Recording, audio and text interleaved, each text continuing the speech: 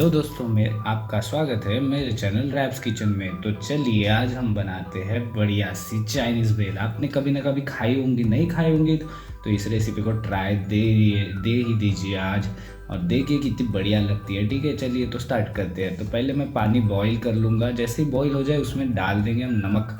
पानी हम इसलिए बॉईल कर रहे हैं क्योंकि हमें नूडल्स बॉईल करनी है। नमक हम डालेंगे ताकि जो हमने नूडल्स बॉईल किए उसके अंदर भी उसका स्वाद चला जाए।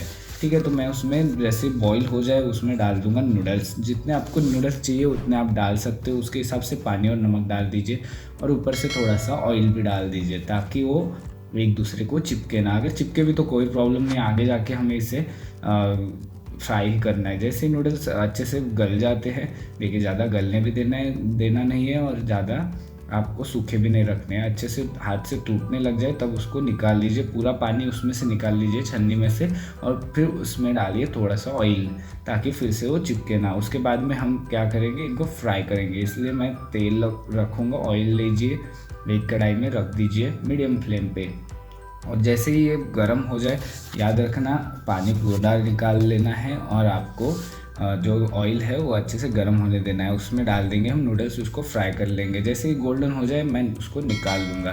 निकालने के बाद एक कटोरी में ले लीजिए, उसमें आप डाल दीजिए और उसको क्रश कर लीजिए। पूरे नूडल्स को आपको अच्छे से क्रश कर लेना है और एकदम क्रिस्पी बनेंगे नूडल्स। ठीक है, कैसे क्रश करेंगे उसमें हम डालेंगे वेजिटेबल्स, जिसमें मैं डालूँगा थोड़ी सी पत्ता गोभी यानी कि कॉलीफ्लावर। उसके बाद में उसके ऊपर मैं डालूँगा थोड़ा सा कटा हुआ प्याज।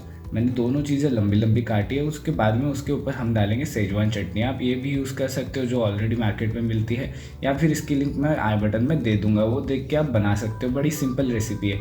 इसके बाद में इसको हम सब मिक्स कर लेंगे। सेजवान चटनी थोड़ी डालिए, आपके स्वादानुसार आप बाद में चेंज कर सकते हो, और आपकी चाइनीज़ भेल बिल्कुल रेडी है। उसको निकाल लूँगा मैं एक यूज़ एंड थ्रो बाउल में, बिल्कुल स्ट्रीट फूड की तरह। और देखिए कितनी बढ़िया लग रही है। अच्छा लगे तो लाइक कीजिए, नहीं लगे डिसलाइक कीजिए, और मेरे चैनल रैप्स किचन को सब्सक्राइब कर दीजिए। Thank you.